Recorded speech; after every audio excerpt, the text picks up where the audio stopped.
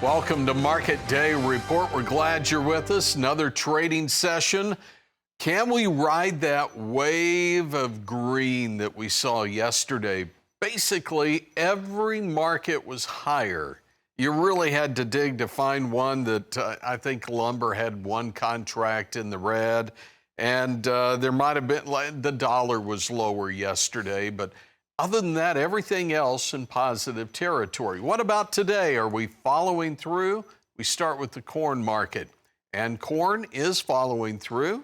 Well, not much of a wave. It's kind of got down to the shallow end of the well, would it be the ocean? Well, once it gets to the shallow end there, not much happening. Penny higher on the March at 445, now 445 and a quarter. And the D's, the new crop, half penny higher at 463 and three quarters. How about soybeans? Soybeans saw a double-digit gain yesterday, and we're seeing gains again today.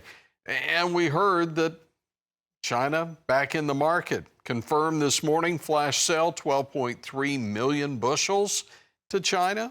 Beans, yep, January, 1051 and a half. It's up 4 and a quarter. Wheat market, here's Chicago. Chicago trying to make it 2 days in a row, but, well, we're back in the red. New crop July, 534, it's down a penny and a half. Here's hard red trading a penny higher at 547 and a half. We'll touch on Minneapolis.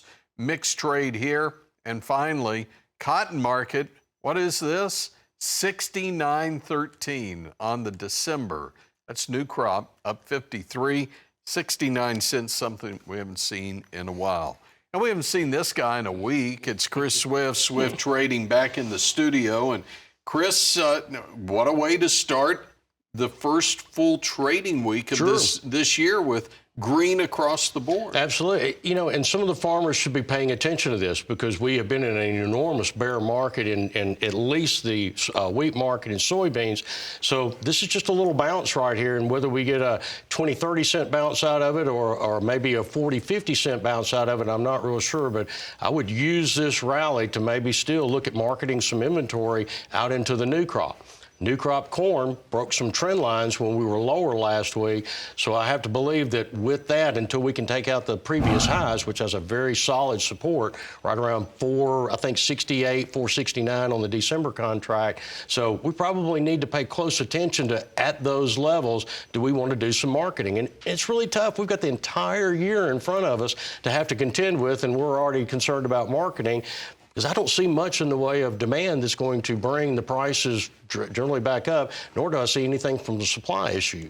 Now, that's the December new crop corn. Here's new crop beans.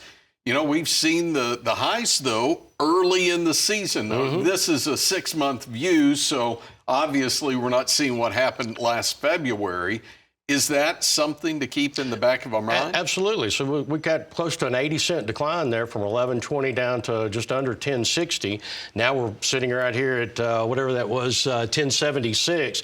Somewhere around 11 is going to make me really pay attention, you know, if it gets close to that, to maybe making some very difficult decisions. Okay, and one more here before we go to break, and this is kind of the comparison between those two new crop, corn and beans, and we've kind of narrowed that back up. Yeah. All right. How about we take a break? We'll come back in a moment. We'll pick up the conversation with livestock. This is Market Day Report. So we've seen live cattle higher for 4 straight sessions. Will we make it 5? Let's start live cattle futures, and we're higher across the board, up 4 dimes on the February contract at 236.27. Couple of dimes higher on the April at 237 even, and a quarter higher on the June at 231.67. I hope I don't have to say pennies now that we don't make pennies anymore, and apparently there's a shortage of them. January at 360.87 on the feeders, trying for 6 straight sessions higher, up $1.90 here, 207 higher on the March at 357.65.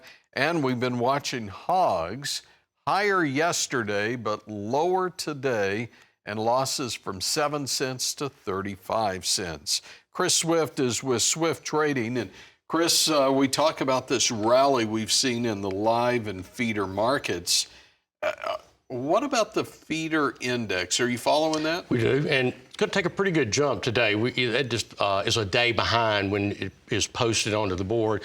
We get it a little bit early, and we know today it's going to be at 362.38, up a little over $9 on there. And so that keeps swapping the basis back and forth. I had written yesterday that we'd gotten finally back into a negative basis where futures were trading quite a bit higher than what the cash market was. Now we have a large increase in the cash market, giving us more back to a positive basis again. And notice in the fat cattle market, we've gone pretty negative to as much as $4 to $5 in that Feb and April contract. And we have to remember that those Feb and April contracts were placed at the highest prices of feeder cattle. February and September between 360 and 365 is where those feeder cattle were when they were placed in there. So you probably need another $8-10 higher on cash cattle just to break even on those. Now we're seeing the same thing over again with the spreads between starting feeder cattle and finished fat. And even with corn higher, that doesn't seem to stop them anything. And it gives me the impression that cattlemen are trying their best to surround themselves with as many cattle as they possibly can in hopes and expectations that somebody's going to pay a higher price in the future. Okay, quick question. There is some concern that the southern border will reopen, or it won't reopen. I mean, there's some that want it open, some that don't want it open. Is that something to keep an eye on? Always, but the length of time that it has remained closed has stated that now there is new and increased production capabilities down south. So even if it does open, you won't get as many cattle as what you think. It's not like they're all backed up in a pen just waiting to go across. They've all been in production the whole time. They've all been having slaughter processing to them. So we've been able to distribute, or they have been able to distribute some of that meat out within their own country. So even if it does, there's going to be some individuals saying, no, I kind of like feeding my own cattle down here and buying the corn from the U.S. and just railing the corn down there. So maybe we see some of Texas cattle feeding move further south of the border there to Mexico. Yeah, and I was down in Mexico as they were building out what they were billing as the largest feedlot in the world, along with a processing plant, and I can't remember what state it was in. But that was their plan. So it's not as if they just had to all of a sudden come up with this. No, they've been kind of planning. It's probably so. And again, we look at it from our competition in soybeans with South America. We're fixing to have competition from Mexico for more of these cattle. Good points. Chris, always great to see you. Pleasure, by the way, yes. Happy New Year. Thank you. Same to you. Chris Swift, Swift Trading. All right. Thank you so much, gentlemen.